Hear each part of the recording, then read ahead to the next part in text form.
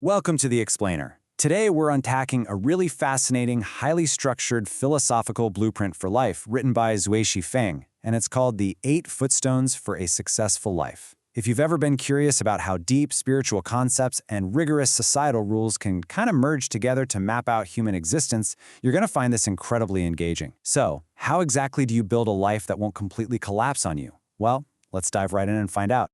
Now, what's really striking to me right off the bat is the sheer poetic weight of that warning. Xu Feng isn't just handing us a casual, list of good habits to try out this weekend. He's establishing some massive dramatic stakes from the very first sentence. A night-blooming flower is absolutely beautiful, for sure, but its existence is incredibly fleeting. It's literally gone by morning. And that's exactly how the source text views a life lacking a true philosophical foundation. It might look gorgeous on the surface, but ultimately, it's fleeting and completely illusory.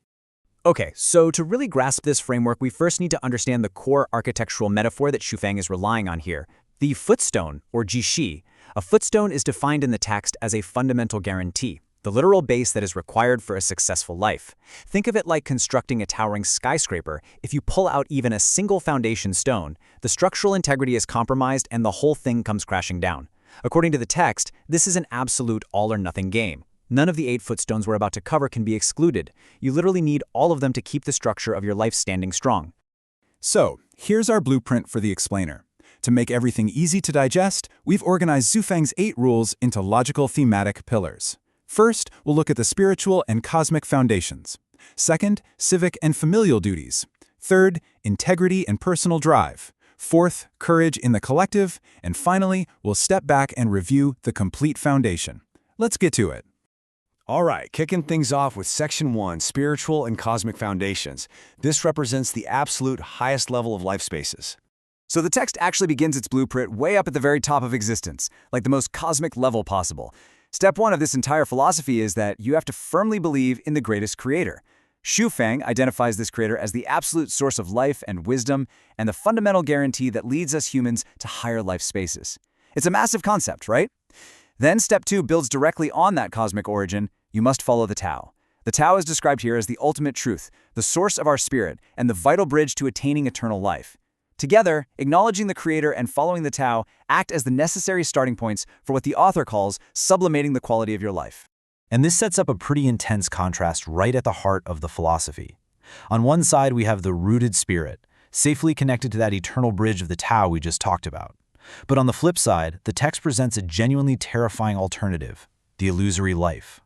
Xu Feng warns that a life departing from the Creator becomes devilish and is, in his exact words, destined to be ruined. It's a very stark, absolute view of our spiritual foundation. There is zero middle ground here, folks. Moving right along to Section 2, Civic and Familial Duties, Navigating Society and Honoring Our Origins. Okay, let's bring things from the cosmic realm straight back down to Earth. Because once that cosmic foundation is set, Xu Feng immediately focuses on the realities of human society and the family unit. The third footstone demands respect for national leaders, whether that happens to be a president, a king, or a chairman. The text makes the case that a leader maintains societal order, and that a society without one is naturally disordered and unstable. Now that might feel a bit strict to our modern ears, but in this framework, respecting that leadership is a basic civic duty that prevents your life from becoming turbulent. And right alongside that is the fourth footstone, be filial and respect parents.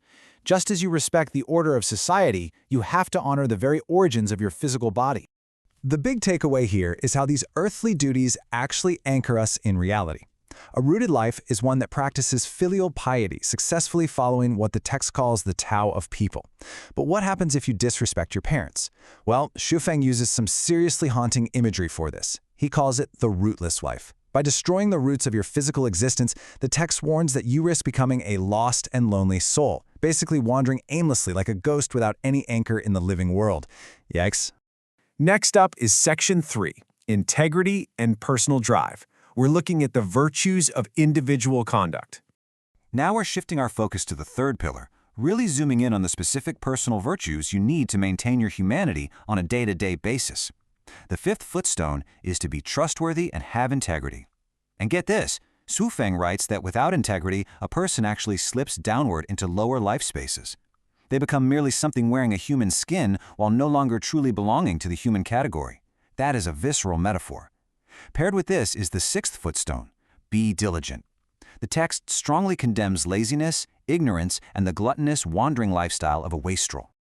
To really drive home his point about diligence, Xu Feng uses this classic proverb: an inch of time is an inch of gold, but even an inch of gold cannot buy back an inch of time.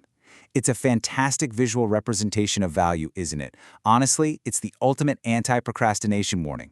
The text uses this to demand that we basically never relax, that we never waste a single moment of our existence, and that we have to actively seek our happiness through continuous struggle and effort. Which, again, creates a really powerful set of contrasting outcomes for us. The studious future is painted as bright, splendid, and highly motivated. It's a life full of boundless potential. But if you fall into the trap of laziness, you're looking at the shiftless life. Xu Feng predicts a grim outcome for anyone who just tries to muddle through their days without purpose, describing their lives as definitively tragic, negative, and pessimistic. All right, bringing us to Section 4, Courage in the Collective, Facing Storms Together. We are hitting the climax of this entire philosophy now. We've gone from the cosmos, to the family, to our own individual minds, and now we move to action. The seventh footstone is to be courageous. And the text uses this highly martial, fearless language to describe what that means. It tells us to mentally hold the sword, to fight on a running horse, to dare to be defeated, and crucially, to be able to bounce back from utter ruin. It demands that we stay completely calm before danger, and entirely dauntless in the face of death itself. But here's the catch. All of that incredible individual courage, it means absolutely nothing without the eighth and final footstone, love collective life. Why? Well, because nature is full of unpredictable storms, and life is full of unpredictable twists and turns. Xu Feng points out that single individuals simply don't have the energy to face heavy crises entirely alone. He asks a really vital question. Even if you achieve massive solo success and hoard a ton of wealth, what actual value does any of it have without ironclad friends to share the pain and the joy? Solo success, in this framework, is fundamentally meaningless. To illustrate this immense power of the collective, Xu Feng leans into a beautiful mythological metaphor. He references the famous Chinese fairy tale of the 8 immortals crossing the sea. In the story, everyone shows off their own unique magical powers, and they cross the dangerous waters together, deeply appreciating and taking care of one another. It's just a perfect image of unique individuals cooperating to survive a really arduous journey. And then, and I find this so fascinating, he fast-forwards straight from ancient mythology into modern pop culture. The Transformer! Yeah, the robotic toys. Just like them, individuals can fight well on their own, but when they combine into one single entity, they become an absolutely invincible fighter. The text concludes super forcefully here that a life without love for the collective is a sad, incredibly lonely existence. And that brings us to Section 5, the complete foundation, the holistic requirement for life. Let's just take a step back and look at the massive architectural blueprint we've just built together.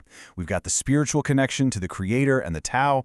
We have the civic respect for leaders and filial piety toward our parents. We have the individual requirements of unwavering integrity and relentless diligence. And finally, courageous love for the collective. And remember, Xu Feng's strict rule that we mentioned at the very beginning, this is an all-or-nothing structure. None can be excluded. Every single one of these 8 footstones is required to keep your life from crumbling to the ground. Which brings us to the end of our explainer. As we wrap up today, I really want to leave you with a provocative thought to chew on. Which of these footstones feels like the strongest, or maybe the weakest, in your own personal foundation?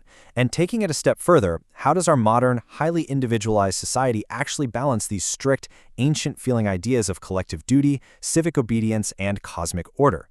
Take a moment to think about how you're building your own foundation. Thanks so much for joining me on this deep dive into the blueprint for a successful life.